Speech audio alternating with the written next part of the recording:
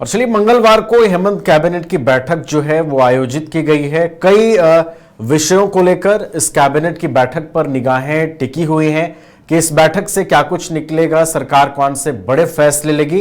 तो कुल मिलाकर इस कैबिनेट बैठक पर सबकी निगाहें टिकी हुई हैं। महत्वपूर्ण कैबिनेट की यह बैठक होने जा रही है। हमारे साथ वरिष्ठ सहयोगी राकेश रंजन जी हैं। रंजन जी, कितना अहम होने वाला है यह बैठक और कौन कौन से बड़े फैसलों की उम्मीद है?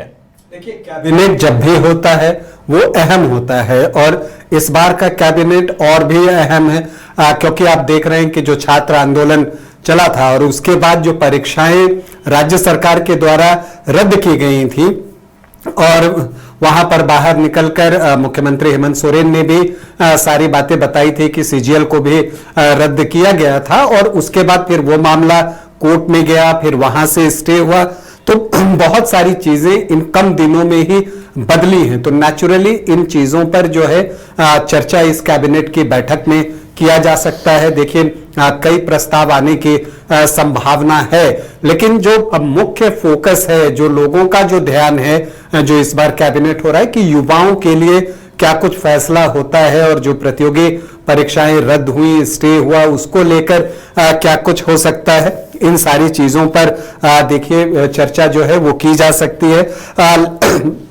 लेकिन अगर आप देखें तो हाई कोर्ट के स्टे के बाद जो है आप जो पुरानी अधिसूचना थी राज्य सरकार की जिसमें परीक्षाओं को रद्द करने की बात थी, अब वो चूंकि हाई कोर्ट ने स्टे लगा दिया तो अब जो है इसको लेकर कोई नया प्रस्ताव आता है या ऐसे भी इसको छोड़ा जा सकता है क्योंकि फिर 15 सितंबर को कोर्ट जो है वो राज्य सरकार जाएगी अपना पक्ष रखने के लिए। और एक और महत्वपूर्ण चीज जो है नवीन जो दिख रहा है कि देखिए जो नियुक्ति प्रक्रियाएं हैं वो आगे बढ़ाने की बात होती है। तो अगर आप जेपीएससी को देखें तो आप क्या देखते हैं कि वहां जो अध्यक्ष उनका इस्तीफा हो चुका है और साथ ही जो 3 सदस्य थे जेपीएससी के उनका भी इस्तीफा जो है वो हो चुका है।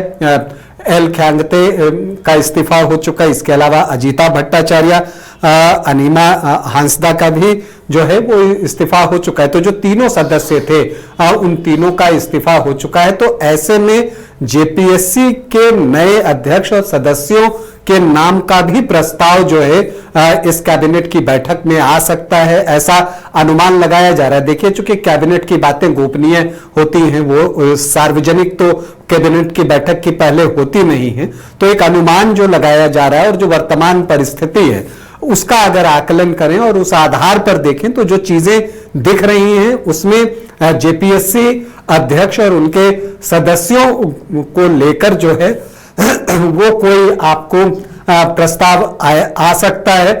तो देखना है कि इस पर क्या कुछ होता है। और एक और महत्वपूर्ण बात है कि जो आपको अनुबंध पर सहायक पुलिसकर्मी थे उनको अवधि विस्तार दिया जा सकता है क्योंकि उनकी अवधि जो है वो संभवतः समाप्त होने वाले फेज में पहुंच रही है। तो इसलिए मुझे लगता है कि जो अनुबंध पर नियुक्त सहायक पुलिसकर्मी है उनको अवधि विस्तार के प्रस्ताव पर जो है वो मुहर लग सकती है। नक्सल प्रभावित 12 जिलों में जो है अनुबंध पर नियुक्त किए गए थे सहायक पुलिसकर्मी, लगभग 2200 सहायक पुलिसकर्मी हैं। तो उनको अवधि विस्तार मिल सकता है कि और अवधि तक वो बने रहेंगे। तो ये सारी चीजें अगर आप युवाओं की दृष्टि से देखें तो महत्वपूर्ण दिखती हैं और भी कुछ फैसले जो हैं वो आ सकते हैं कैबिनेट में। चलिए, तो काफी महत्वपूर्ण है ये कैबिनेट। कई विषयों को देखते हुए इस कैबिनेट की बैठक पर निगाहें टिकी हुई हैं और कई फैसले जो सरकार लेगी उस पर भी सबकी निगाहें जमी हुई हैं।